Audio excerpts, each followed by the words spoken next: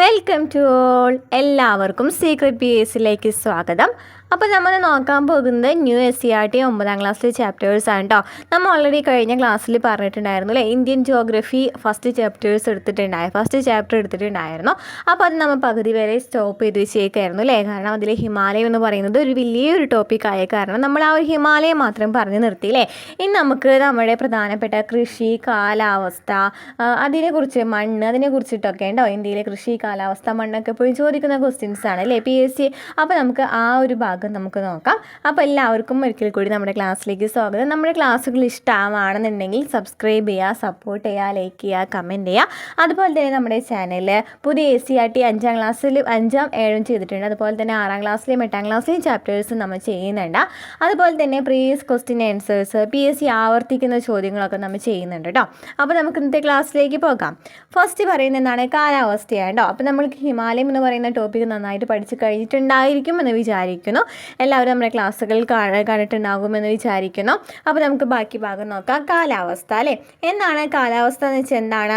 ഇന്ത്യയുടെ വടക്കൻ അതിരായ ഹിമാലയ പർവ്വതവും തുടർ പർവ്വതങ്ങളും ചേർന്ന് ഇന്ത്യൻ ഉപഭൂഖണ്ഡത്തിനും മധ്യേഷ്യയ്ക്കുമിടയിൽ ഒരു കാലാവസ്ഥാ വിഭാജകം തീർക്കുന്നു. അപ്പോൾ എന്താണ് ഇവിടെ പറയുന്നത്? കാലാവസ്ഥയെ കുറിച്ച് പറയുന്നുണ്ട് അല്ലേ. ഇന്ത്യയുടെ വടക്കൻ അതിര് നമ്മൾ പറഞ്ഞിട്ടുണ്ടായിരുന്നു ഹിമാലയ പർവ്വതമാണെന്ന്. അതുപോലെ തന്നെ തുടർ പർവ്വതം അതിൻ്റെ ബാക്കി പർവ്വതങ്ങളും കൂടി ചേർന്നിട്ട് എവിടേക്കാണ്? ഇന്ത്യൻ ഉപഭൂഖണ്ഡത്തിനും മധ്യേഷ്യയ്ക്കും ഇടയിലാണ് ഒരു കാലാവസ്ഥ അല്ലേ, ഒരു കാലാവസ്ഥ ഒരു ഡിവൈഡ് ചെയ്യുന്നത്, കാലാവസ്ഥ വിഭാജകം തീർക്കുന്നുണ്ട്. ഇനി ഹിമാലയ പർവ്വത പ്രദേശങ്ങളിലെ കാലാവസ്ഥ അതത് പ്രദേശത്തിൻ്റെ ഉയരത്തിനും ഭൂപ്രകൃതിക്കും അനുസരിച്ച് വ്യത്യാസപ്പെട്ടിരിക്കുന്നു. ഹിമാലയ പർവ്വത പ്രദേശത്തിനെ മാത്രമല്ല അല്ലേ, എല്ലായിടത്തെയും കാലാവസ്ഥ എന്ന് പറയുന്നത് അവിടുത്തെ പ്രദേശത്തിൻ്റെ ഉയരം ഭൂപ്രകൃതിക്കും അനുസരിച്ച് എന്താണ് വ്യത്യാസപ്പെട്ടിരിക്കുന്നുണ്ട്. താരതമ്യേന ഉയരം കുറഞ്ഞ പർവ്വത ചെരിവുകളിലും സിവാലിക് മലയടിവാരങ്ങളിലും മിതോഷ്ണ കാലാവസ്ഥയായിരിക്കും. അപ്പോൾ ഉയരം കുറഞ്ഞ പർവ്വത ചെരിവുകളിലാണെന്നുണ്ടെങ്കിലും അതുപോലെ തന്നെ നമ്മൾ പറഞ്ഞില്ലേ ഹിമാലയത്തിൽ നമ്മൾ ഹിമാദ്രി, ഹിമാചൽ, സിവാലിക് എന്ന് പറഞ്ഞ് ഡിവൈഡ് ചെയ്തിട്ടുണ്ടായിരുന്നു.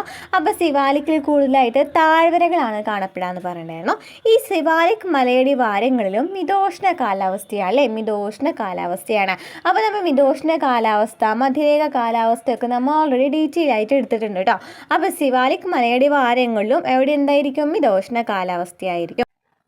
എന്നാൽ ഉയരം കൂടിയ പർവ്വത ഭാഗങ്ങളിൽ കുറഞ്ഞ താപനിലയും ശൈത്യ കാലാവസ്ഥയുമായിരിക്കും അനുഭവപ്പെടുന്നത്. അപ്പോൾ ഉയരം കൂടിയ പർവ്വത ഭാഗങ്ങളെ എവിടെ ഏതൊക്കെയാണ് നമ്മൾ പറഞ്ഞിട്ടുണ്ടായിരുന്നല്ലേ, ഉയരം കൂടിയ പർവ്വത ഭാഗങ്ങൾ. അതുപോലെ തന്നെ ഹിമാദ്രി, ഹിമാചലൊക്കെ പറഞ്ഞിട്ടുണ്ടായിരുന്നു അല്ലേ. അപ്പോൾ ഈ ഉയരം കൂടിയ പർവ്വത ഭാഗങ്ങളിലാണെന്നുണ്ടെങ്കിൽ കുറഞ്ഞ താപനിലയും അതുപോലെ തന്നെ ശൈത്യ കാലാവസ്ഥയും, കുറഞ്ഞ താപനിലയും അതുപോലെ തന്നെ ശൈത്യ കാലാവസ്ഥയായിരിക്കും അനുഭവപ്പെടുന്നത്. ഉയർന്ന പർവ്വത ഭാഗങ്ങളിലും ലഡാക്ക്, നമുക്കറിയാം ലഡാക്ക് എന്ന് ഏറ്റവും ഉയരം കൂടിയ ഭാഗമാണ്. അപ്പോൾ ലഡാക്ക് മേഖലയിലും ഏതാണ്? ധ്രുവ സമാനമായ തീവ്ര ശൈത്യ കാലാവസ്ഥയാണ് അനുഭവപ്പെടുന്നത്. അപ്പോൾ ഓരോ മേഖലയിലും എങ്ങനെയാണ് കാലാവസ്ഥ എന്ന് പറഞ്ഞു അല്ലേ. ഉയരം കുറഞ്ഞ ചെരിവുകളിലാണെന്നുണ്ടെങ്കിലും അതുപോലെ തന്നെ സിവാലിക്കിലൊക്കെ ആണെന്നുണ്ടെങ്കിലും മിതോഷ്ണ കാലാവസ്ഥയാണ്. അതുപോലെ തന്നെ ഉയരം കൂടിയ പർവ്വത മേഖലകളാണെന്നുണ്ടെങ്കിലോ താപനില കുറവാണ്, എന്നാൽ ശൈത്യമുണ്ട് അല്ലേ, ശൈത്യ കാലാവസ്ഥയാണ്. ഇനി ഉയർന്ന പർവ്വതങ്ങളിലാണെങ്കിലോ നമ്മൾ പറഞ്ഞു ഉയരം കൂടിയ പർവ്വത ഭാഗങ്ങളും പറഞ്ഞു, അതുപോലെ തന്നെ ഉയർന്ന പർവ്വത ഭാഗങ്ങളിലും സെയിം തന്നെയാണ് അല്ലേ.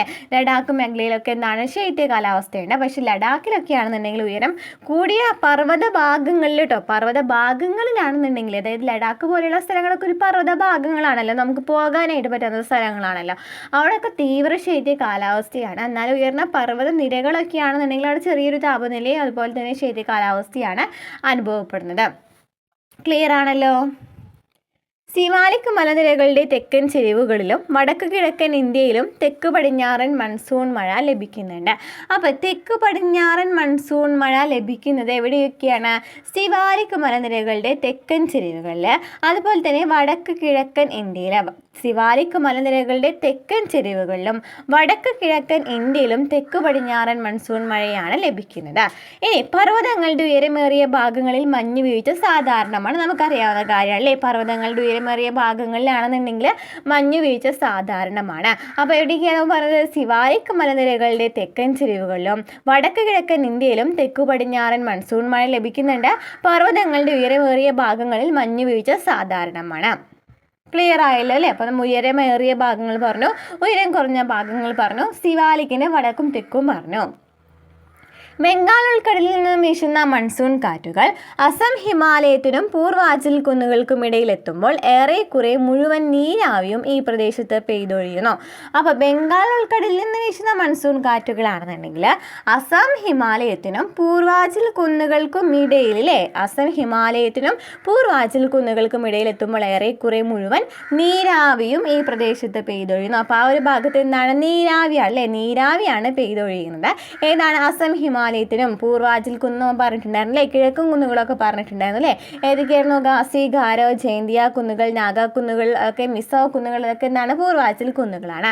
ആ ഒരു ഭാഗത്ത് തന്നെയാണല്ലോ അസം ഹിമാലയം സ്ഥിതി ചെയ്യുന്നത്. അപ്പോൾ ഈ അസം ഹിമാലയം അതുപോലെ തന്നെ പൂർവാഞ്ചൽ കുന്നുകൾക്കിടയിൽ മുഴുവൻ നീരാവിയും പെയ്തൊഴിയുന്നുണ്ട്. അതിനാൽ വടക്കു കിഴക്കൻ ഇന്ത്യയിൽ പ്രത്യേകിച്ച് മേഘാലയ പീഠഭൂമിയിൽ ഉയർന്ന തോതിൽ മഴ ലഭിക്കുന്നു. അപ്പോൾ അങ്ങനെ ആ ഒരു ഭാഗത്ത് നീരാവിയായിട്ട് മഴ പെയ്യുന്ന കാരണം ഈ വടക്കു കിഴക്കൻ ഇന്ത്യയിൽ എന്താണ്? കൂടുതലും മഴ ലഭിക്കുന്നുണ്ട്. ഉയർന്ന തോതിൽ മേഘാലയ പീഠഭൂമികളിലൊക്കെ എന്ത് ലഭിക്കുന്നുണ്ട്? മഴ ലഭിക്കുന്നുണ്ട്. അപ്പോൾ നമ്മൾ എന്താണ് പറഞ്ഞത്? കാലാവസ്ഥയെ കുറിച്ച് എന്തൊക്കെയാണ് പറഞ്ഞത്? ഹിമാലയ പർവ്വതത്തിലും അതുപോലെ തന്നെ തുടർ പർവ്വതങ്ങളിലൊക്കെയാണ് നമ്മൾ ഈ കാലാവസ്ഥ വിഭാജിച്ച് തീർക്കുന്നത്. കാലാവസ്ഥ വ്യത്യാസപ്പെട്ടിരിക്കുന്നത് അല്ലേ? ഉയരം കുറഞ്ഞ പർവ്വതങ്ങളിലാണെന്നുണ്ടെങ്കിൽ മിതോഷ്ണ കാലാവസ്ഥയായിരിക്കും. അതായത് സിവാലിക് മലയടിവാരങ്ങളിലൊക്കെ അല്ലേ, അടിഭാഗത്തൊക്കെ അതുപോലെ തന്നെ എന്തായിരിക്കും? മിതോഷ്ണ കാലാവസ്ഥയായിരിക്കും. ഉയരം കൂടിയ പർവ്വത ഭാഗങ്ങളിലാണെന്നുണ്ടെങ്കിലോ നല്ല ശൈത്യമായിരിക്കും. ലഡാക്ക് പോലെയുള്ള സ്ഥലങ്ങളിൽ ഉയരം കൂടിയ പർവ്വത നിരകളിലാണെന്നുണ്ടെങ്കിലോ ഉയരം കൂടിയ പർവ്വത നിരകളിലാണെന്നുണ്ടെങ്കിലോ പർവ്വത ഭാഗങ്ങളിലാണെന്നുണ്ടെങ്കിൽ കുറഞ്ഞ താപനിലയായിരിക്കും. അതുപോലെ തന്നെ ശൈത്യ കാലാവസ്ഥ തന്നെയായിരിക്കും അനുഭവപ്പെടുന്നത്. ഇനി നമ്മൾ പറഞ്ഞത് സിവാലിക്കിൻ്റെ തെക്ക് പറഞ്ഞു അല്ലേ? സിവാലിക്കിൻ്റെ തെക്ക് ഭാഗത്താണെന്നുണ്ടെങ്കിൽ വടക്ക് കിഴക്കൻ ഇന്ത്യയുടെ ആ ഒരു ഭാഗമാണെന്നുണ്ടെങ്കിൽ നല്ല മഴ ലഭിക്കുന്നുണ്ട്. നീരാവിയൊക്കെ ഉള്ള ഭാഗമാണ്. അതുപോലെ തന്നെ അവിടെ പൂർവാഞ്ചൽ കുന്നുകളുണ്ട്. അതുപോലെ തന്നെ അസം ഹിമാലയുണ്ട്. എന്നിവയൊക്കെ ആ ഒരു ഭാഗങ്ങളിലൊക്കെ എന്താണ്? കൂടുതലും മഴയാണ് ലഭിക്കുന്നത്. തെക്ക് പടിഞ്ഞാറ് മൺസൂൺ കാറ്റിൻ്റെയൊക്കെ വഴിയും അതുപോലെ തന്നെ ബംഗാൾ ഉൾക്കടൽ വഴിയൊക്കെയാണ് ഇങ്ങനെയൊക്കെ ലഭിക്കുന്നതിന് കാരണമെന്ന് പറയുന്നത്. അപ്പോൾ ഇതാണ് കാലാവസ്ഥയെ കുറിച്ച് പറയാനുള്ളത്. നെക്സ്റ്റ് എന്താണ്? നദീവ്യവസ്ഥ എന്നാണ് പറയുന്നത്. ഈ ഒരു ഭാഗം ഇമ്പോർട്ടൻ്റ് ആണ്, പഠിച്ചു വെക്കണം. നദീവ്യവസ്ഥ ചോദിച്ചിട്ടുണ്ട് LDC എക്സാമിന്. നദീവ്യവസ്ഥയും അതുപോലെ തന്നെ വീരൂപ താഴ്വരയൊക്കെ ചോദിച്ചിട്ടുണ്ട് കേട്ടോ, പഠിച്ചു വെക്കാം. അപ്പോൾ സിന്ധു, ഗംഗ, ബ്രഹ്മപുത്ര എന്നീ നദികളും അവയുടെ പോഷക നദികളും ചേർന്നാണ് ഹിമാലയൻ നീരൊഴുക്ക് വ്യൂഹം സൃഷ്ടിക്കുന്നത്. അപ്പോൾ ഹിമാലയൻ നദികളാണല്ലേ സിന്ധു, ഗംഗ, ബ്രഹ്മപുത്ര എന്ന് പറയുന്നത്. ആ നദികളും അതുപോലെ തന്നെ അവയുടെ പോഷക നദികളും ചേർന്നാണ് ഹിമാലയൻ നീരൊഴുക്ക് വ്യൂഹം സൃഷ്ടിക്കുന്നത്. മഴയിൽ നിന്നും മഞ്ഞുരുകിയും ജലം ലഭിക്കുന്നതിനാൽ ഇവ വർഷം മുഴുവൻ നീരൊഴുക്കുന്ന നദികളാണ്. അപ്പോൾ അവിടെ ഓൾറെഡി നമുക്ക് എന്താ ലഭിക്കുന്നുണ്ട്? നദികളുണ്ട് അല്ലേ? പക്ഷെ അത് പോരാതെ തന്നെ അവിടെ എന്താണ്? മഞ്ഞുണ്ട് അല്ലേ? കൂടുതലായിട്ട് മഞ്ഞ് ഭാഗങ്ങളായ കാരണം തന്നെ മഞ്ഞൊരുക്കും എന്ത് സംഭവിക്കും? ജലം ലഭിക്കും. അപ്പോൾ അത് കാരണം നമുക്ക് പറയാം ആ വർഷം മുഴുവനും അവിടെ നീരൊഴുക്കുന്ന നദികളാണെന്ന് പറയാം.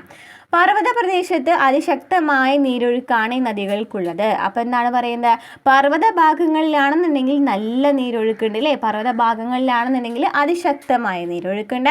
സമതല പ്രദേശങ്ങളിൽ വെള്ളപ്പൊക്കവും ഗതിമാര ഒഴുകലൊക്കെ സാധാരണമാണ്. നന്നായിട്ട് എപ്പോഴും വെള്ളം ലഭിച്ചുകൊണ്ടിരിക്കുന്ന ഒരു സ്ഥലം ആയ കാരണം തന്നെ കുറച്ചും കൂടി ഡേഞ്ചറസ് ആയിട്ടുള്ള സ്ഥലമാണ് അല്ലേ? പർവ്വത പ്രദേശത്താണെന്നുണ്ടെങ്കിൽ അതിശക്തമായ നീരൊഴുക്കായിരിക്കാം ഉണ്ടായിരിക്കുക. അതുപോലെ തന്നെ സമതല പ്രദേശങ്ങളിലൊക്കെ ആണെങ്കിൽ വെള്ളപ്പൊക്കവും അതുപോലെ തന്നെ ഗതിമാര ഒഴുകലൊക്കെ സാധാരണമാണ്. ഈ നദികൾ പർവ്വത ഭാഗങ്ങളിൽ ഭൂരൂപ താഴ്വരകൾ, ഗിരികന്ധരങ്ങൾ, വെള്ളച്ചാട്ടങ്ങൾ തുടങ്ങിയ ഭൂരൂപങ്ങൾ സൃഷ്ടിക്കുന്നു. അപ്പോൾ ഈ സിന്ധു, ഗംഗ, ബ്രഹ്മപുത്ര നദികളൊക്കെയാണ് എന്തിന് കാരണം? ഭൂരൂപ താഴ്വരകൾ, ഗിരികന്ധരങ്ങൾ, വെള്ളച്ചാട്ടങ്ങൾ എന്നീ ഭൂരൂപങ്ങളൊക്കെ സൃഷ്ടിക്കുന്നതിന് കാരണമെന്ന് പറയുന്നത്. അപ്പം നമ്മൾ എന്താണ് പറഞ്ഞത്? നദീ വ്യവസ്ഥയിൽ പറഞ്ഞ എന്താണ്? സിന്ധു, ഗംഗ, ബ്രഹ്മപുത്ര നദികളും അവയുടെ പോഷക നദികളും കൂടി ചേർന്ന് തന്നെയാണ് നദീവ്യൂഹം എന്ന് പറയുന്നത്. ആ ഒരു ഭാഗത്ത് നീരാവി ഒഴുകിയിട്ടും നമുക്ക് ജലം ലഭിക്കുന്ന കാരണം കൂടുതലും വെള്ളം കൂടുതലായിട്ടുള്ള ഭാഗമാണെന്ന് പറയാം.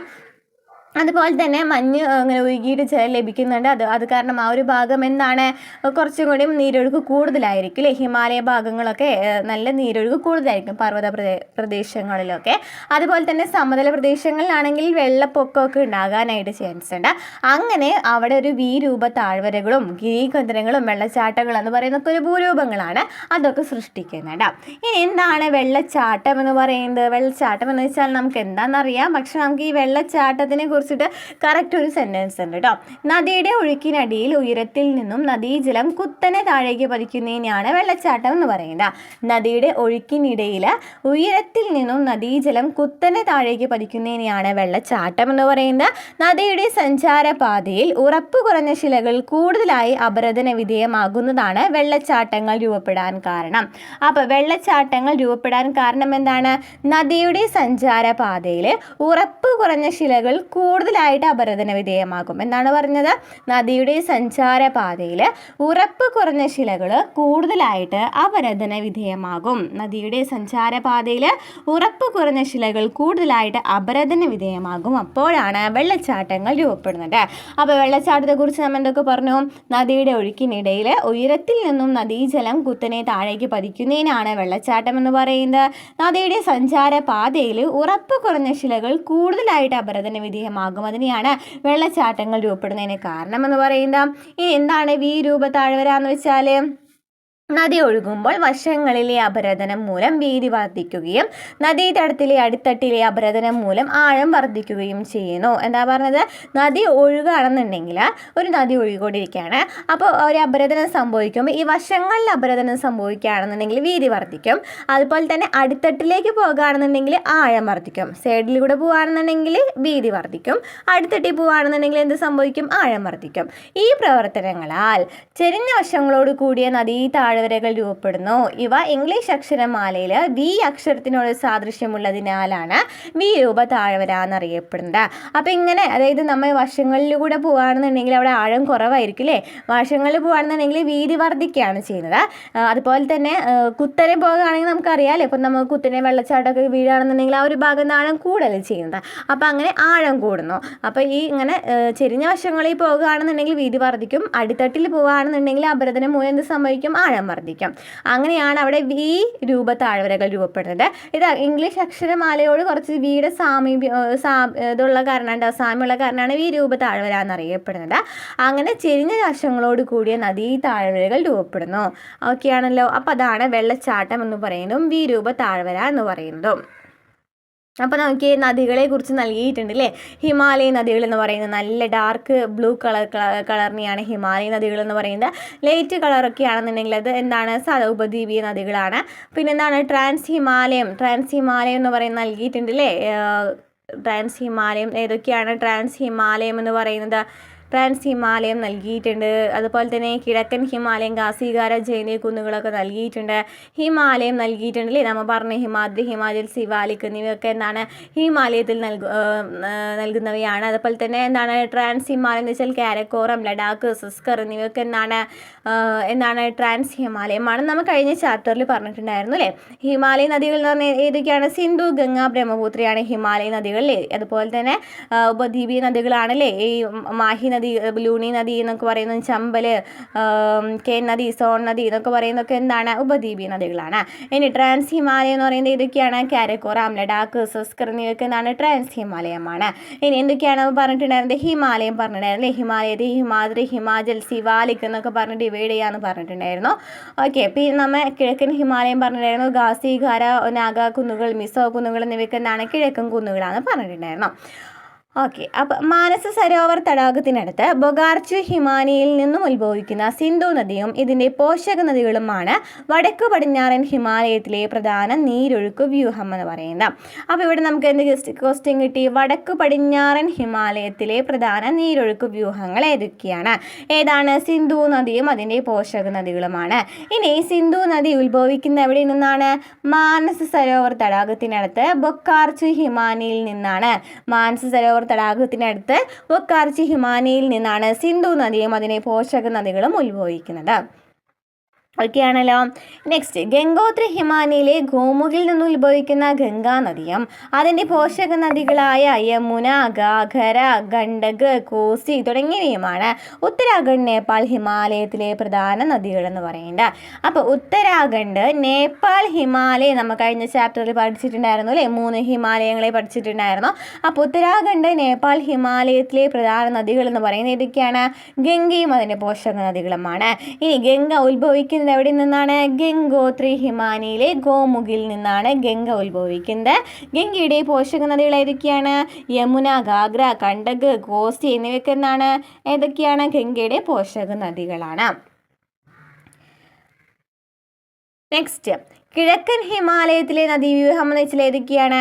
മാൻസ് സരോവർ തടാകത്തിനടുത്ത് ചമയൂതുങ് ഹിമാനിയിൽ നിന്ന് ഉത്ഭവിക്കുന്ന ബ്രഹ്മപുത്രയും അതിനെ പോഷക നദികളായ ദിബാങ്, ലോഹിത്, മനാസ് മുതലായവയൊക്കെയാണ് കിഴക്കൻ ഹിമാലയത്തിലെ നദീവ്യൂഹം എന്ന് പറയുന്നത്. അപ്പോൾ എന്താ പറയുന്നത്? കിഴക്കൻ ഹിമാലയത്തിലെ നദീവ്യൂഹം എന്ന് പറയുന്നത് ബ്രഹ്മപുത്രയും അതിൻ്റെ പോഷക നദികളുമാണ്. ബ്രഹ്മപുത്ര ഉത്ഭവിക്കുന്ന എവിടെ നിന്നാണ്? മാൻസ് സരോവർ തടാകത്തിലടുത്ത് ചമയൂതുങ് ഹിമാനിയിൽ നിന്നാണ്. ചമയൂതുങ് ഹിമാനിയിൽ നിന്നാണ്. ഇനി ബ്രഹ്മപുത്രയുടെ പോഷക നദികൾ ഏതൊക്കെയാണ്?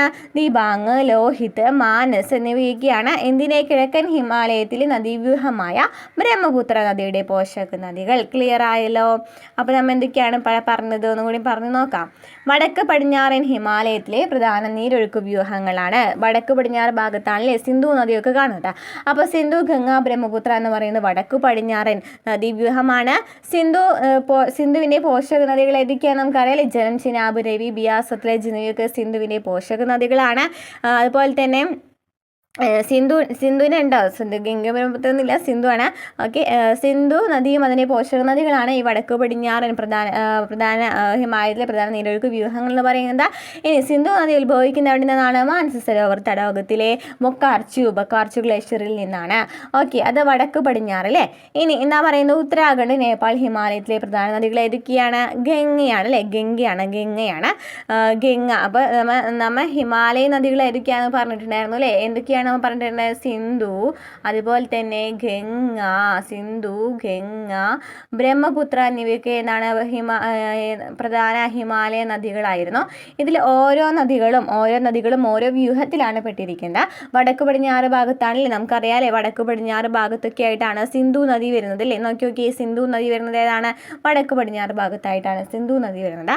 അപ്പോൾ സിന്ധു നദി വരുന്നത് അത് എന്ന് പറയുന്നത് സിന്ധു നദി എന്ന് പറയുന്നത് എന്താണ്? വടക്ക് പടിഞ്ഞാറൻ ഹിമാലയത്തിലെ പ്രധാന നീരൊഴുക്ക് വ്യൂഹമാണ്.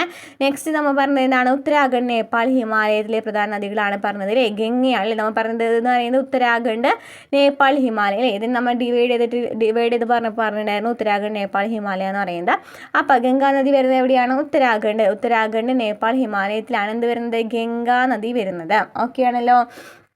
അപ്പോൾ ഗംഗയുടെ പോഷക നദികൾ ഏതൊക്കെയാണ്? യമുന, ഗാഗ്ര, ഗണ്ഡക്, കോസി എന്നിവയൊക്കെയാണ് ഉത്തരാഖണ്ഡ്, നേപ്പാൾ, ഹിമാലയത്തിലെ പ്രധാന നദികളായിട്ടുള്ള ഗംഗയുടെ പോഷക നദികൾ എന്ന് പറയുന്നത്. അതൊക്കെ വരുന്നുണ്ട് കേട്ടോ ഇതിൽ. ഗംഗയും അതിന് പോഷക നദികളും വരുന്നുണ്ട്. ഇനി ഗംഗ ഉത്ഭവിക്കുന്ന എവിടെ നിന്നാന്ന് പറഞ്ഞു? ഗംഗോത്രി ഹിമാനിയിലെ ഗോമുഖിൽ നിന്നാണ് ഉത്ഭവിക്കുന്നതെന്ന് പറഞ്ഞു. നെക്സ്റ്റ് നമ്മൾ എന്താണ് പറയുന്നത്? കിഴക്കൻ ഹിമാലയത്തിലെ നദീവ്യൂഹമാണല്ലേ. കിഴക്കൻ ഹിമാലയത്തിൽ നമുക്കറിയാം ആ ഒരു ഭാഗത്ത് കൂടുതലായിട്ട് ബ്രഹ്മപുത്രയാണ് കിഴക്കൻ ഭാഗത്ത് ഉണ്ടായിരിക്കുന്ന നദി എന്ന് പറയുന്നത് ബ്രഹ്മപുത്രയാണ്. അപ്പോൾ ബ്രഹ്മപുത്രയുടെ പോഷക നദികൾ ഏതൊക്കെയാണ്? ദിബാങ്, ലോഹിത്, മാനസ് അല്ലേ. ദിബാങ്, ലോഹിത്, മാനസ് എന്നിവയൊക്കെ എന്താണ്? ദിബാങ്, ലോഹിത്, മാനസ് എന്നിവയൊക്കെ പറയുന്നത് ഏത് ഭാഗത്താണ്? കിഴക്കൻ ഭാഗമായിട്ടുള്ള അല്ലേ. അതായത് ബ്രഹ്മപുത്രയുടെ പോഷക നദികളാണ്. ഇനി ബ്രഹ്മപുത്ര ഉത്ഭവിക്കുന്ന എവിടെ നിന്നാണ്? മാനസ് സരോവർ തടാകത്തിനടുത്ത് ചമയൂതുങ് ഹിമാനിയിൽ നിന്നാണ്. ഈ ഭാഗം ക്ലിയർ ആയല്ലോ, നദികൾ എന്ന് പറയുന്ന ഭാഗം. നെക്സ്റ്റ് നമുക്ക് നോക്കാം മണ്ണിനെ കുറിച്ച് പറയുകയാണെന്നുണ്ടെങ്കിൽ ഇവിടെ ഇമ്പോർട്ടൻറ്റ് നമുക്ക് എന്താണെന്ന് നോക്കാം. നമുക്കറിയാം അല്ലേ കുങ്കുമ കൃഷിക്ക് അനുയോജ്യമായിട്ടുള്ള മണ്ണ് ഏതാണ് എന്നൊക്കെ ചോദിക്കാറുണ്ട്. BSc ഹിമാലയ പർവ്വത പ്രദേശത്ത് പൊതുവായി പർവ്വത മണ്ണും മനമണ്ണുമാണ് കാണപ്പെടുന്നത്. നമുക്കറിയാം ആ ഒരു ഭാഗം എന്ന് പറയുന്നത് പർവ്വതങ്ങളായ കാരണം പർവ്വത മണ്ണും മനമണ്ണുമാണ് കൂടുതലായിട്ട് കാണപ്പെടുന്നത്. പർവ്വത പരിസ്ഥിതി അനുസരിച്ച് മണ്ണിൻ്റെ ഘടനയിലും തരി വലിപ്പത്തിലും വ്യത്യാസമുണ്ടാകും. പർവ്വത പരിസ്ഥിതി അനുസരിച്ച് മണ്ണിൻ്റെ ഘടനയിലും തരി വലിപ്പത്തിലും വ്യത്യാസമുണ്ടാകും. താഴ്വാരങ്ങളിൽ നേർത്ത തരികളോട് കൂടിയതും ജൈവാംശം കൂടുതലുള്ളതുമായ മണ്ണാണ് കാണപ്പെടുന്നത്. കാരണം താഴ്വാരം എന്ന് പറയുമ്പോൾ കൂടുതലായിട്ട് ഈ ഇലകളൊക്കെ വീണ ഒരു ഭാഗമായിരിക്കും അല്ലേ. അപ്പോൾ അവിടെ എന്തായിരിക്കും? ജൈവാംശം കൂടുതലായിരിക്കും. അവിടെ ചെറിയ ചെറിയ ചെറിയ തരികളോട് കൂടിയ മണ്ണായിരിക്കും കാണപ്പെടുന്നത്. എന്നാൽ ഉയർന്ന ചെരിവുകളിലാണെന്നുണ്ടെങ്കിലോ വലിയ തരികളോട് കൂടിയ ജൈവാംശം കുറഞ്ഞ മണ്ണായിരിക്കും കാണാൻ സാധിക്കുന്നത്. അപ്പോൾ നമ്മൾ എന്താണ് പറഞ്ഞത്? മണ്ണെന്ന് പറയുന്നത് പല ഡിഫറെൻറ്റ് ടൈപ്പിലുണ്ട് അല്ലേ മണ്ണെന്ന് പറയുന്നത്. ഇപ്പോൾ ഏറ്റവും മുകളിൽ പർവ്വത ഭാഗങ്ങളിലൊക്കെ ആണെന്നുണ്ടെങ്കിൽ വനമണ്ണും പർവ്വത മണ്ണൊക്കെയാണ് കാണപ്പെടുക. ഇനി ഉയർന്ന ഭാഗങ്ങളിലാണെന്നുണ്ടെങ്കിൽ വലിയ തരി മണ്ണായിരിക്കും അല്ലേ. അവിടെ എന്ന് പറയുന്നത് വലിയ തരി മണ്ണായിരിക്കും. എന്നാൽ അവിടെ ജൈവാംശം കുറവായിരിക്കും. എന്നാൽ താഴ്ഭാഗത്ത് പോകുകയാണെന്നുണ്ടെങ്കിൽ ജൈവാംശം കൂടുതലുള്ള മണ്ണ് കിട്ടും. അതുപോലെ തന്നെ ചെറിയ തരി മണ്ണായിരിക്കും. താഴ്വരകളിൽ എക്കൽ മണ്ണിന്റെ നിക്ഷേപമാണ് പ്രധാനമായിട്ടും കാണപ്പെടുന്നത്. താഴ്വരകളിൽ ഏത് മണ്ണാണ്? എക്കൽ മണ്ണാണ്. താഴ്വരകളിൽ എക്കൽ മണ്ണാണ്. പർവ്വത പ്രദേശങ്ങളിൽ വനമണ്ണും പർവ്വത മണ്ണാണ്. താഴ്വരകളിൽ എക്കൽ മണ്ണാണ്. കാശ്മീർ താഴ്വരയിലെ ഹിമാനികൾ നിക്ഷേപിക്കുന്ന അവസാദങ്ങളാണ് കാരേവാസ് എന്ന് പറയുന്നത്. ഈ കാരേവാസ് എന്ന് പറയുന്നത് എന്താണ്? ഇമ്പോർട്ടൻ്റ് ആണ് കേട്ടോ. കാരേവാസ് എന്ന് പറയുന്നത് കാശ്മീർ താഴ്വരയിലെ ഹിമാനികൾ നിക്ഷേപിക്കുന്നതാണ് കാരേവാസ് എന്ന് പറയുന്നത്. ഈ കാരേവാസ് എന്ന് പറയുന്നത് നേർത്ത മണലും ജൈവാംശങ്ങളൊക്കെ നിറഞ്ഞ മണ്ണാണ്. ചെറിയ മണലാണ്, അതുപോലെ തന്നെ ജൈവാംശം കൂടുതലുള്ള മണ്ണാണ് എന്ന് പറയുന്നത് കാരേവാസ് എന്ന് പറയുന്നത്. ഇനിയാണ് ക്വസ്റ്റ്യൻ. ഇവ കുങ്കുമ കൃഷിക്ക് അനുയോജ്യമാണ്. അപ്പോൾ കുങ്കുമപ്പൂ കൃഷിക്ക് അനുയോജ്യമായ മണ്ണിനം ഏതാണ്? കരേവാസ് ആണ്. കരേവാസ് എന്ന് പറയുന്നത് കാശ്മീർ താഴ്വരകളിലാണ് കൂടുതലായിട്ട് കാണപ്പെടുന്നത് അല്ലേ? കുങ്കുമ കൃഷി കാണിച്ചിട്ടുണ്ടല്ലോ അല്ലേ? ഓക്കെ, അപ്പോൾ ഇവിടെ നമ്മൾ എന്താണ് പറഞ്ഞത്? മണ്ണിനെ കുറിച്ച് പറഞ്ഞപ്പോൾ നമ്മൾ പറഞ്ഞു പർവ്വതമണ്ണ് വനമണ്ണൊക്കെയാണ് പർവ്വത പ്രദേശങ്ങളിൽ കാണപ്പെടുക. താഴ്വാരങ്ങളിൽ പോവുകയാണെന്നുണ്ടെങ്കിൽ എക്കൽ മണ്ണ് കാണപ്പെടും. അതിന് ജീവാംശം കൂടുതലാണ്. അവിടുത്തെ പ്രധാന മണ്ണാണ് കാശ്മീർ ഭാഗത്തെ പ്രധാന മണ്ണാണ് കരേവാസ് മണ്ണ് എന്ന് പറയുന്നത്. അതാണ് കുങ്കുമപ്പൂ കൃഷിക്ക് അനുയോജ്യം എന്ന് പറയുന്നത്. ഇനി നെക്സ്റ്റ് നമ്മൾ നോക്കുന്നത് സസ്യജാലങ്ങളാണ്. ഉയരം, ഭൂപ്രകൃതി, മണ്ണിനം, കാലാവസ്ഥ തുടങ്ങിയ ഘടകങ്ങളിലെ വ്യത്യാസം ഹിമാലയ നിരകളിലെ സസ്യജാലങ്ങളിൽ പ്രാദേശിക വ്യത്യാസങ്ങൾ സൃഷ്ടിക്കുന്നു. കിഴക്കൻ ഹിമാലയത്തിലും വടക്ക് കിഴക്കൻ കുന്നുകളിലും ശരാശരി വാർഷിക മഴ 200 സെൻറ്റിമീറ്ററിന് മുകളിലായി ലഭിക്കുന്നതിനാൽ ഉഷ്ണമേഖലാ നിത്യഹരിതവനങ്ങൾ കൂടുതലായിട്ട് കാണപ്പെടുന്നു. അപ്പോൾ എന്താണ് പറയുന്നത്? ഓരോ സ്ഥലത്തും വ്യത്യസ്തമാണ് അല്ലേ എന്ന് പറയുന്നത് സസ്യജാലങ്ങൾ എന്ന് പറയുന്നത്. കിഴക്കൻ ഹിമാലയത്തിലും വടക്കും കിഴക്കൻ കുന്നുകളിലൊക്കെയാണെന്നുണ്ടെങ്കിൽ കിഴക്ക് ഭാഗങ്ങളിലാണെന്നുണ്ടെങ്കിൽ വാർഷിക മഴ 200 സെൻറ്റിമീറ്ററിന് മുകളിൽ ലഭിക്കുന്നുണ്ട്. 200 സെൻറ്റിമീറ്ററിന് മുകളിൽ ലഭിക്കുന്ന കാരണം അവിടെ എന്താണ്? കൂടുതൽ നിത്യഹരിതവനങ്ങളിൽ എപ്പോഴും ഉണ്ടാകുന്ന പച്ചപ്പറന്ന ഭാഗമായിരിക്കാം. ഉഷ്ണമേഖല നിത്യഹരിതവനങ്ങൾ കൂടുതലായിട്ട് കാണപ്പെടും. ഉയരം കൂടുന്നതിനനുസരിച്ച് ഊഷ്മാവ് കുറയും അല്ലേ? ഉയരം കൂടുന്നതിനനുസരിച്ച് ഊഷ്മാവ് കുറയും. അപ്പോൾ ഹിമാലയ പർവ്വത പ്രദേശങ്ങളിൽ നൈസർഗിക സസ്യജാലങ്ങളിലും അനുസൃതമായ മാറ്റം ദൃശ്യമാണ്. നമുക്കറിയാം ഉയർന്ന ഭാഗങ്ങളിൽ പോകുകയാണെന്നുണ്ടെങ്കിൽ അധികം മരങ്ങളൊന്നും ഉണ്ടായിരിക്കില്ല. കാരണം അവിടെ നിന്നാണ് ശൈത്യം കൂടുതലാണ്, താപനില കുറവാണ്. അതാണ് പറയുന്നത്. ഉയരത്തിനനുസരിച്ച് നിത്യഹരിത വനങ്ങൾ മുതൽ ശൈത്യമേഖലാ സസ്യജാലങ്ങളായ തുദ്ര വരെയുള്ള സസ്യജാലങ്ങളുടെ തുടർച്ച അവിടെ കാണാം. അതായത് നമ്മൾ ഓരോ ഉയരങ്ങളിലേക്ക് പോകുന്തോറും ഓരോ സസ്യങ്ങളും വ്യത്യസ്തമായിട്ടില്ലേ? അടിഭാഗമാണെങ്കിൽ നന്നായിട്ട് നല്ല ഹൈറ്റിലുള്ള മരങ്ങളായിരിക്കും. എന്നാൽ മുകളിലേക്ക് പോകുന്തോറും ഉയരം കുറഞ്ഞു വരുന്നതായിട്ട് കാണാം. അതുപോലെ തന്നെ എന്താണ് പല സസ്യങ്ങളിലും ഡിഫറൻസ് കാണാനായിട്ട് പറ്റും. അത് പറയുന്നത് നിത്യഹരിത വനങ്ങൾ മുതൽ ശൈത്യമേഖലാ സസ്യജാലങ്ങളാണ് തുദ്ര എന്ന് പറയുന്നത്. അതുവരെ നമുക്ക് അവിടെ കാണാവുന്നതാണ്. താഴ്വരകളിലും ഉയരം കുറഞ്ഞ പർവ്വത ചെരിവുകളിലും അർദ്ധനിത്യഹരിത വനങ്ങളും ഇലപൊഴിയും വനങ്ങളും കാണപ്പെടുന്നു. താഴ്വരകളാണെന്നുണ്ടെങ്കിലും ഉയരം കുറഞ്ഞ പർവ്വത ഭാഗങ്ങളാണെന്നുണ്ടെങ്കിലും അർദ്ധനിത്യഹരിത വനങ്ങളാണ് കാണപ്പെടുന്നത്. അതുപോലെ തന്നെ ഇലപൊഴിയും കൂടുതൽ വനങ്ങളുള്ള കാരണം ഇലപൊഴിയും വനങ്ങളും കാണപ്പെടുന്നു. അതുപോലെ തന്നെ 1000 മുതൽ 2000 മീറ്റർ വരെ ഉയരത്തിൽ ആർദ്ര മിതോഷ്ണ വനങ്ങൾ കാണാം. 1000 മുതൽ 2000 മീറ്റർ ഉയരത്തിൽ ഏതാണ്? ആർദ്ര മിതോഷ്ണ വനങ്ങളാണ് കാണപ്പെടുന്നത്. പൈൻ, ദേവദാരു തുടങ്ങിയ സ്തൂപികാഗ്ര വൃക്ഷങ്ങൾ പർവ്വത ചെരിവുകളിൽ കൂടുതലായിട്ട് വളരുന്നു. പർവ്വത ചെരിവുകളിൽ കാണപ്പെടുന്നത് ഏതൊക്കെയാണ്? പൈനും ദേവദാരും ഒക്കെയാണ് സ്തൂപികാഗ്ര വൃക്ഷങ്ങളാണ്. അപ്പോൾ ഈ പൈനും ദേവദാരും ഒക്കെ കാണപ്പെടുന്നത് പർവ്വത ചെരിവുകളിലായിട്ടാണ് പൈനും ദേവദാരും കാണപ്പെടുന്നത്. പ്രദേശത്തിൻ്റെ ഉയരം കൂടുന്നതിനനുസരിച്ച് ഉയരം കുറഞ്ഞ സസ്യങ്ങളായ ജൂനിപ്പർ, റോഡോഡെൻഡ്രോൺ എന്നിവയും ഏറ്റവും ഉയർന്ന പ്രദേശങ്ങളിൽ ആൽപൈൻ പുൽമേടുകളും കാണാം. അപ്പോൾ ഉയരം കൂടുന്നതിനനുസരിച്ച് ഉയരം കുറഞ്ഞ സസ്യങ്ങളാണ് ഉണ്ടാവുക എന്ന് പറഞ്ഞു. ഏതൊക്കെയാണ്? ജൂനിപ്പർ, റോഡോഡെൻഡ്രോൺ എന്നിവ. അതുപോലെ തന്നെ ഏറ്റവും ഉയർന്ന പ്രദേശങ്ങളാണെന്നുണ്ടെങ്കിൽ ആൽപൈൻ പുൽമേടുകളും കാണാം. അപ്പോൾ നമ്മൾ പറഞ്ഞു ഹിമാലയത്തിലെ സ്തൂപികാഗ്രവനം നോക്കിയേ ഈ ഉയർന്ന ചെരിവുകളാണ് അല്ലേ? അവിടെയാണ് എന്ത് കാണപ്പെടുന്നത്? പൈനും ദേവദാരു പോലെയുള്ള മരങ്ങൾ കാണപ്പെടുന്നത്. അതുപോലെ തന്നെ ഏറ്റവും മുകളിലേക്ക് പോകും തോറും എന്ത് സംഭവിക്കും? ജൂനിപ്പർ, റോഡോഡെൻഡ്രോൺ അതുപോലെ തന്നെ ആൽപൈൻ പുൽമേടുകളൊക്കെ കാണാം. ചെറിയ സസ്യങ്ങളൊക്കെ കാണാനായിട്ട് പറ്റും. ഇനി നമ്മൾ നോക്കുന്നത് വന്യജീവി സമ്പത്താണ്. സ്വാഭാവിക വനഭൂമി ധാരാളമുള്ള ഹിമാലയ പർവ്വത പ്രദേശം വന്യജീവി സമ്പന്നമാണ്. യാക്ക്, കസ്തൂരിമാൻ, ഒറ്റക്കൊമ്പൻ കാണ്ടാമൃഗം, ഹിമപ്പുലി തുടങ്ങി നിരവധി ജീവിവർഗങ്ങളുടെ തനത് ആവാസ കേന്ദ്രങ്ങളാണ് ഇവിടം. അതായത് നമ്മൾ എന്താ പറയുന്നത്? ഹിമാലയ പർവ്വത പ്രദേശം എന്ന് പറയുന്നത് വന്യജീവി സമ്പന്നം കൂടിയാണ്. അവിടെ നമുക്ക് യാക്ക്, കസ്തൂരിമാൻ, ഒറ്റക്കൊമ്പൻ കാണ്ടാമൃഗം അല്ലെ? ഒറ്റക്കൊമ്പൻ കാണ്ടാമൃഗം നമുക്കറിയാലോ. ഒറ്റക്കൊമ്പൻ കാണ്ടാമൃഗം സംരക്ഷിത മൃഗം. ഇവിടത്തെയാണ് ഏറ്റവും കൂടുതൽ കാണപ്പെടുന്നത് മനാസിലെയാണ് അല്ലേ, മനാസിലെയാണ്. ഓക്കെ, അപ്പോൾ ഹിമപ്പുലി തുടങ്ങിയ നിരവധി ജീവിവർഗ്ഗങ്ങൾ അവിടെ കാണാം. ജൈവമണ്ഡല റിസർവുകൾ, ദേശീയ ഉദ്യാനങ്ങൾ, വന്യജീവി സങ്കേതങ്ങൾ തുടങ്ങിയവയെല്ലാം വന്യജീവി സമ്പത്തിൻ്റെ സംരക്ഷണമാണ് ലക്ഷ്യം വെക്കുന്നത്. നമുക്കറിയാം അല്ലേ, വന്യജീവി സമ്പത്തിൻ്റെ സംരക്ഷണം ലക്ഷ്യം വെക്കുന്നതാണ് ജൈവമണ്ഡല റിസർവ്, ദേശീയ ഉദ്യാനം, വന്യജീവി സങ്കേതങ്ങളൊക്കെ. അപ്പോൾ നമുക്ക് പ്രധാന ദേശീയ ഉദ്യാനങ്ങൾ നോക്കി പോകാം. ഡച്ചിങ്ങാം എവിടെയാണ്? ഡച്ചിങ്ങാം കാണപ്പെടുന്നത് ജമ്മു കാശ്മീരിലാണ് ഡച്ചിങ്ങാം കാണപ്പെടുന്നത്. അതെവിടെയാണ്? കിഴക്കൻ ഹിമാലയത്തിൽ, അത് പടിഞ്ഞാറ് ഹിമാലയത്തിൽ വരുന്നതാണ് ഡച്ചിങ്ങാം എന്ന് പറയുന്നത് ജമ്മു കാശ്മീരിലാണ്. അപ്പോൾ നമുക്ക് പടിഞ്ഞാറ് ഹിമാലയം മാത്രം നോക്കാം ആദ്യം. പടിഞ്ഞാറ് ഹിമാലയം എന്ന് പറയുന്നത് ഡച്ചിങ്ങാം ജമ്മു കാശ്മീരിലാണ്. ഹെമിസ് എവിടെയാണ്? ലഡാക്കിലാണ് ഹെമിസ്. പൂക്കളുടെ താഴ്വര എന്നറിയപ്പെടുന്നത് എവിടെയാണ്? ഉത്തരാഖണ്ഡിനെയാണ് പൂക്കളുടെ താഴ്വര എന്നറിയപ്പെടുന്നത്. ജിം കോർബറ്റ് എവിടെയാണ്? ഉത്തരാഖണ്ഡിലാണ്. ഏറ്റവും വലിയ ദേശീയോദ്യാനമാണ് അല്ലേ ജിം കോർബറ്റ് എന്ന് പറയുന്നത്. അതുപോലെ തന്നെ രാജാജി ദേശീയോദ്യാനം ഉത്തരാഖണ്ഡിലാണ് രാജാജി ദേശീയോദ്യാനം. അപ്പോൾ പടിഞ്ഞാറൻ ഹിമാലയവുമായി ബന്ധപ്പെട്ടിട്ട് വരുന്ന ഇതൊക്കെയാണ് ഉത്തരാഖണ്ഡ് ഭാഗമാണ് അല്ലേ കൂടുതലായിട്ട്. ഉത്തരാഖണ്ഡിലുള്ള പൂക്കളുടെ താഴ്വര, രാജാജി ദേശീയോദ്യാനമൊക്കെ ഉത്തരാഖണ്ഡിലാണ്. ജിം കോർബറ്റ് ഉത്തരാഖണ്ഡിലാണ്. അതുപോലെ തന്നെ ഹെമിസ് ലഡാക്കിലും ഡച്ചിങ്ങാം ജമ്മു കാശ്മീരിലുമാണ്. ആ ഒരു ഭാഗം പടിഞ്ഞാറൻ ഹിമാലയത്തിൽ പറഞ്ഞു. ഇനി കിഴക്കൻ ഹിമാലയത്തിൽ ഏതൊക്കെയാണ്? കാഞ്ചൻജംഗ സിക്കിമിലാണ്. നമുക്കറിയാം കാഞ്ചൻജംഗ സിക്കിമിലാണ്. ദീബ്രു സൈഗാവ് എന്ന് പറയുന്നത് ഏറ്റവും ചെറിയ ദേശീയോദ്യാനമാണ് അല്ലേ അസ്സാമിലാണ്. കാസിരംഗ അസ്സാമിൽ, മനാസ് അസ്സാമിൽ. അതുപോലെ തന്നെ കേബിൾ ലംജാവ മണിപ്പൂർ ഒഴുകുന്ന ദേശീയോദ്യാനമുള്ളത് നമ്മൾ കഴിഞ്ഞ ക്ലാസ്സിൽ പറഞ്ഞിട്ടുണ്ടായിരുന്നു അല്ലേ. കേബിൾ ലംജാവ മണിപ്പൂരിലാണ്. അപ്പോൾ കിഴക്കൻ ഹിമാലയത്തിലെ കാഞ്ചൻജംഗ സിക്കിം, ദീബ്രു സൈഖോവ അസ്സാം, കാസിരംഗ അതുപോലെ തന്നെ മാനസ് എന്നിവയൊക്കെ എന്താണ് അസ്സാമിലാണ്. അസ്സാമിൽ മൂന്നെണ്ണം പറഞ്ഞു അല്ലേ, ദീബ്രു സൈഖോവ, കാസിരംഗ, മനാസ്. അതുപോലെ തന്നെ ഒറ്റക്കൊമ്പൻ കാണ്ടാമൃഗങ്ങളെ സംരക്ഷിതമായിട്ട് ആക്കുന്നത് ഏത് ദേശീയോദ്യാനമാണെന്ന് ചോദിച്ചാൽ മാനസാണ്. അതുപോലെ തന്നെ കേബിൾ ലംജാവ എന്ന് പറയുന്നത് എന്താണ്? ഒഴുകുന്ന ദേശീയോദ്യാനം എന്നൊക്കെയാണ് അറിയപ്പെടുന്നത്. മണിപ്പൂരാണ്. കാഞ്ചൻജംഗ സിക്കിമാണ്. അതൊക്കെയാണ് കിഴക്കൻ ഹിമാലയം. അപ്പോൾ പടിഞ്ഞാറൻ ഹിമാലയത്തിൽ വരുന്നത് ഡച്ചിങ്ങാം, ഹെമിസ്, പൂക്കളുടെ താഴ്വര, കോർബറ്റ്, രാജാജി ദേശീയോദ്യാനം. കിഴക്കൻ ഹിമാലയത്തിൽ കാഞ്ചൻജംഗ, ദീബ്രു സൈഖോവ, കാസിരംഗ, മാനസ്, കേബിൾ ലംജാവ. ഇനി നമുക്ക് കൃഷി നോക്കാം. കൃഷി ഭൂപരമായ പരിമിതികൾ കാരണം പർവ്വത പ്രദേശങ്ങളിൽ കൃഷി താരതമ്യേന കുറവാണ്. ഉയരം, ചെങ്കുത്തായ ചെരിവ്, പാകമാകാത്ത മണ്ണ്, കുറഞ്ഞ താപനില തുടങ്ങിയവയാണ് പ്രതികൂല ഘടകങ്ങൾ എന്ന് പറയുന്നത്. അപ്പോൾ കൃഷി എന്ന് പറയുന്ന പർവ്വത ഭാഗങ്ങളിൽ അങ്ങനെ അധികം ചെയ്യാനായിട്ട് പറ്റില്ല അല്ലേ. കാരണം എന്താണ്? അവിടുത്തെ ഭൂപ്രകൃതി വ്യത്യാസമാണ്. ഉയരം വ്യത്യാസമാണ്, ഉയരം കൂടുതലാണ്. അതുപോലെ തന്നെ ചെരിവ് നന്നായിട്ടുണ്ട്. അതുപോലെ തന്നെ എന്താണ്? പാകമാകാത്ത മണ്ണായിരിക്കാം. എന്നിരുന്നാലും ഈ പ്രദേശത്തെ ജനങ്ങൾ വിവിധ ഉപജീവന കൃഷികൾ ഏർപ്പെടുന്നുണ്ട്.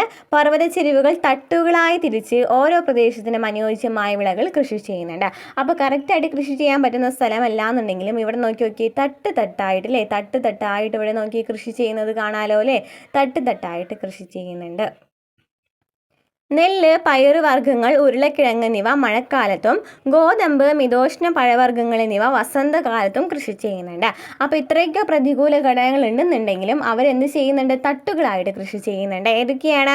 നെല്ല്, പയറുവർഗ്ഗങ്ങൾ, ഉരുളക്കിഴങ്ങ് എന്നിവ മഴക്കാലത്ത്. ഇനി ഗോതമ്പ്, മിതോഷ്ണ പഴവർഗ്ഗങ്ങളാണെങ്കിൽ വസന്തകാലത്തും കൃഷി ചെയ്യപ്പെടുന്നുണ്ട്. നെല്ല്, പയറുവർഗ്ഗങ്ങൾ, ഉരുളക്കിഴങ്ങ്, ഗോതമ്പ്, മിതോഷ്ണ പഴവർഗ്ഗങ്ങളൊക്കെ കൃഷി ചെയ്യുന്നുണ്ട്. അപ്പോൾ നെല്ല്, പയറുവർഗ്ഗങ്ങൾ, ഉരുളക്കിഴങ്ങ് എന്നിവ മഴക്കാലത്ത് കൃഷി ചെയ്യുന്നവയാണ്. ഗോതമ്പ്, മിതോഷ്ണ പഴവർഗ്ഗങ്ങൾ എന്നിവ വസന്തകാലത്ത് കൃഷി ചെയ്യുന്നവയാണ്. ഇനി കിഴക്കൻ ഹിമാലയത്തിൽ നോക്കുകയാണെങ്കിലോ, കിഴക്കൻ ഹിമാലയത്തിൻ്റെ പർവ്വത ചെരിവുകളിലും താഴ്വാരങ്ങളിലും പ്രത്യേകിച്ച് അസം, ഡാർജിലിംഗ് മേഖലകളിലൊക്കെ തേയില കൃഷിയാണ് കൂടുതലായിട്ട് ചെയ്യുന്നത്. അപ്പോൾ തേയില കൃഷിയാണല്ലേ കിഴക്കൻ ഹിമാലയത്തിലെ പർവ്വത ചെരിവുകളും താഴ്വരകളിലൊക്കെ, അതായത് അസം, ഡാർജിലിംഗ് മേഖലകളിലൊക്കെ എന്താണ്?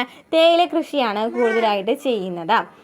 വടക്ക് കിഴക്കൻ ഇന്ത്യയിലെ കുന്നുകളിൽ തദ്ദേശീയ ഗോത്രജനത സ്ഥാനമാറ്റ കൃഷി പോലെയുള്ള പരമ്പരാഗത കൃഷി രീതികൾ പിന്തുടരുന്നവയാണ്.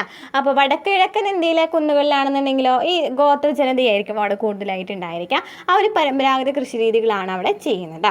അപ്പോൾ നമ്മൾ എന്തൊക്കെയാണ് പറഞ്ഞത്? കൃഷിയെക്കുറിച്ച് പറഞ്ഞപ്പോൾ നമ്മൾ എന്തൊക്കെ പറഞ്ഞു? പർവ്വത പ്രദേശങ്ങളിലാണെന്നുണ്ടെങ്കിൽ അവർക്ക് പ്രതികൂല ഘടകമാണ് പർവ്വത ചെരിവൊക്കെ ഉള്ള കാരണം, പക്ഷേ ഒരു തട്ടുകളായിട്ടെങ്കിലും കൃഷി ചെയ്യുന്നുണ്ട്. പിന്നെ നമ്മൾ എവിടെയൊക്കെയാണ് പറഞ്ഞത്? ഓരോ പ്രദേശത്തും നല്ല നെല്ല്, പയറുവർഗ്ഗങ്ങൾ, ഉരുളക്കിഴങ്ങൊക്കെ മഴക്കാലത്താണ് കൃഷി ചെയ്യുന്നത്. ഗോതമ്പ്, മിതോഷ്ണ പഴവർഗ്ഗങ്ങളൊക്കെ വസന്തകാലത്ത് കൃഷി ചെയ്യുന്നവയാണ്. കിഴക്കൻ ഹിമാലയത്തിലെ പർവ്വതച്ചെരിവുകളിലാണെന്നുണ്ടെങ്കിലോ അസം, ഡാർജിലിംഗ് മേഖലകളിലൊക്കെ തേയില കൃഷിയാണ് ചെയ്യുന്നത്. വടക്ക് കിഴക്കൻ ഇന്ത്യയിലാണെന്നുണ്ടെങ്കിൽ അവിടെ ഗോത്ര ജനതകൾ കൂടുതലായ കാരണം അല്ലേ, നമുക്കറിയാം ട്രൈബൽസ് കൂടുതലാണ് ആ ഒരു ഭാഗം എന്ന് പറയുന്നത്, നാഗാലാൻഡിലൊക്കെ അല്ലേ. അപ്പോൾ ആ ഒരു ഭാഗത്ത് പരമ്പരാഗത കൃഷി രീതികളാണ് പിന്തുടരുന്നത്. ഇനി നെക്സ്റ്റ് പറയുന്ന മൃഗപരിപാലനത്തെ കുറിച്ചിട്ടാണ്. ഹിമാലയ പർവ്വത പ്രദേശങ്ങളിലെ ജനങ്ങളുടെ ഒരു പ്രധാന ജീവിത മാർഗമാണ് മൃഗപരിപാലനം എന്ന് പറയുന്നത്. അപ്പോൾ പ്രധാന ജീവിത മാർഗം ചോദിക്കുകയാണെന്നുണ്ടെങ്കിൽ ഹിമാലയ പർവ്വത പ്രദേശങ്ങളിലെ പ്രധാന ജീവിത മാർഗം മൃഗപരിപാലനമാണ്. പ്രദേശത്തിൻ്റെ ഉയരക്രമം അനുസരിച്ച് കാലാവസ്ഥയിൽ മാറ്റം വരുന്നതിനാൽ വളർത്തുമൃഗങ്ങളുടെ ഇനത്തിലും മാറ്റം വരുന്നു. താഴ്വാരങ്ങളിലാണെങ്കിൽ ആടാണ്, പശു തുടങ്ങിയ മൃഗങ്ങളും കാണപ്പെടുന്നു. താഴ്വാരങ്ങളിൽ ആട്, പശുവൊക്കെയാണ് കാണപ്പെടുന്നത്. ഉയരം കൂടിയ ഭാഗങ്ങളിൽ ചെമ്മരിയാടും കുതിരയാണ് കാണപ്പെടുന്നത്. ശൈത്യമേഖലയായ ഹിമാചൽ, ലഡാക്ക് ഭാഗങ്ങളിൽ തണുപ്പിനെ അതിജീവിക്കാൻ ശേഷിയുള്ള യാക്ക് പോലുള്ള മൃഗങ്ങളെ വളർത്തുന്നു. പടിഞ്ഞാറൻ ഹിമാലയത്തിലെ പർവ്വത പുൽമേടുകളിൽ മൃഗപരിപാലനം നടത്തുന്ന ഇടയ ജനവിഭാഗത്തെയാണ് ഗുജ്ജാർ എന്ന് പറയുന്നത്. അപ്പം നമ്മൾ എന്തൊക്കെയാണ് പറഞ്ഞത്? ഏറ്റവും താഴ്വാരങ്ങളിലാണെന്നുണ്ടെങ്കിൽ ആട്, പശു തുടങ്ങിയ മൃഗങ്ങളാണ്. ഉയരം കൂടിയ പർവ്വത ഭാഗങ്ങളിൽ ചെമ്മരിയാടും കുതിര അതുപോലെ തന്നെ തുടങ്ങിയവയൊക്കെയാണ് ഉയരം കൂടിയ പർവ്വതഭാഗങ്ങളിൽ കാണപ്പെടുന്നത്. ചെമ്മരിയാടും കുതിരയാണ്. ഇനി നമുക്കറിയാമല്ലേ, ഹിമാലയ പ്രദേശം അതുപോലെ തന്നെ ലഡാക്ക് എന്നൊക്കെ പറയുന്ന ഭാഗം, ഹിമാചലിൻ്റെ ഭാഗമൊക്കെ നല്ല തണുപ്പുള്ള ഭാഗങ്ങളാണ്. സുഖവാസ കേന്ദ്രങ്ങളാണല്ലേ ഹിമാചലിൽ കൂടുതലായിട്ട് കാണപ്പെടുന്നത്. അവിടെ യാക്കുണ്ടോ കാണപ്പെടുന്നത്. കാരണം എന്താണ്? യാക്ക് എന്ന് പറയുന്നതൊക്കെ തണുപ്പിനെ അതിജീവിക്കാൻ ശേഷിയുള്ള മൃഗമാണ്, അങ്ങനെ കാണപ്പെടുന്നു. അതുപോലെ തന്നെ പടിഞ്ഞാറേ ഹിമാലയത്തിലെ പർവ്വത പുൽമേടുകളിൽ കാണപ്പെടുന്ന ഇടയ ജനവിഭാഗത്തെയാണ് വിളിക്കുന്നത് ഗുജ്ജർ എന്ന് വിളിക്കുന്നത്. ഗുജ്ജർ എന്ന് വെച്ചാൽ എന്താണ്? ഇടയ ജനവിഭാഗത്തെയാണ് ഗുജ്ജർ എന്ന് വിളിക്കുന്നത്. അപ്പോൾ മൃഗപരിപാലനത്തിൻ്റെ ഫോട്ടോ അവിടെ നൽകിയിട്ടുണ്ട് അല്ലേ.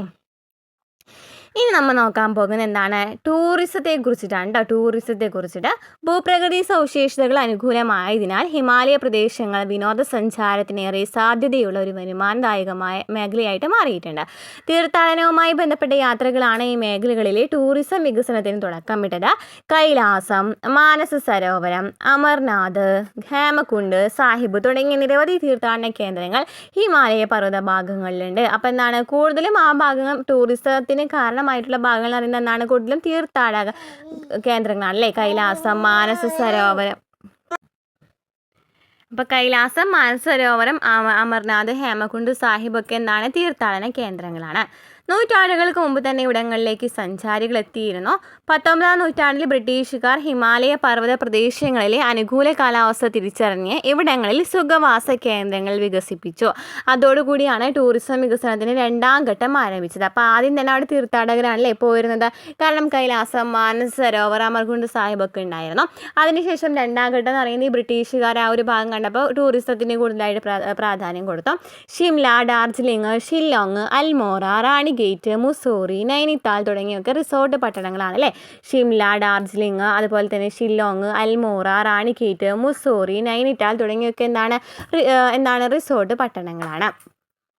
ഇനി 1953 മെയ് 29 ആരാണ്? ഷെർപ്പ ടെൻസിംഗ് നോർഗിയും എഡ്മണ്ട് ഹിലാരിയും കൂടി എവറസ്റ്റ് കൊടുമുടി കീഴടക്കിയതിനു ശേഷമാണ് ടൂറിസം വികസനത്തിൻ്റെ 3ാം ഘട്ടമായ ആധുനിക ടൂറിസം സാധ്യതകൾ ഹിമാലയ പ്രദേശത്ത് വികസിച്ചത്. അപ്പോൾ 3ാം ഘട്ടം എന്ന് പറയുന്നത് എന്താണ്? ആധുനിക ടൂറിസം സാധ്യതകളാണ്. അവിടെ ആരാണ്? 1953 മെയ് 29 ഷെർപ്പ ടെൻസിംഗ് നോർഗിയും എഡ്മണ്ട് ഹിലാരിയും ആദ്യമായിട്ട് എവറസ്റ്റ് കൊടുമുടി കീഴടക്കിയവരാണല്ലേ. ടെൻസിംഗ് നോർഗിയും എഡ്മണ്ട് ഹിലാരിയും 1953 മെയ് 29 കീഴടക്കുന്നത്. അതുപോലെ തന്നെ ഇന്ന് പർവ്വതാരോഹണം, അതുപോലെ തന്നെ എന്താണ് പാരാഗ്ലൈഡിങ്, സ്കീയിങ് തുടങ്ങിയ സാഹസിക വിനോദസഞ്ചാര മേഖലകളൊക്കെ ഉണ്ട്. അപ്പോൾ ടെൻസിംഗ് നോർഗ പറഞ്ഞിട്ടുള്ളൊരു കാര്യമുണ്ട്. പർവ്വതങ്ങൾ പ്രതിബന്ധങ്ങളെല്ലാം മറിച്ച് പുറം ലോകത്തിലേക്കുള്ള കവാടങ്ങളാണെന്ന് പറഞ്ഞിട്ടുണ്ട്. ഹിമാലയ പർവ്വതം ഒരു പ്രതിബന്ധമല്ല, പകരം പുറം ലോകത്തിലേക്ക് തുറന്നിട്ട കവാടമാണ്. പുതിയ അറിവിൻ്റെയും അതിജീവനത്തിൻ്റെയും അനുരൂപീകരണത്തിൻ്റെയും പാതകളിലേക്ക് തുറന്നിട്ട വാതിലുകളാണ് ഹിമാലയം എന്ന് ടെൻസിംഗ് നോർഗ പറഞ്ഞിട്ടുണ്ടായിരുന്നു അല്ലേ. അപ്പോൾ ഇത്രയൊക്കെയാണ് ഈ ചാപ്റ്ററിൽ പറയുന്നത്. നമ്മുടെ ക്ലാസ്സുകൾ ഇഷ്ടമാണെന്നുണ്ടെങ്കിൽ സബ്സ്ക്രൈബ് ചെയ്യുക, സപ്പോർട്ട് ചെയ്യുക കേട്ടോ. അപ്പോൾ നമുക്ക് അടുത്ത ക്ലാസ്സുമായിട്ട് വീണ്ടും കാണാം.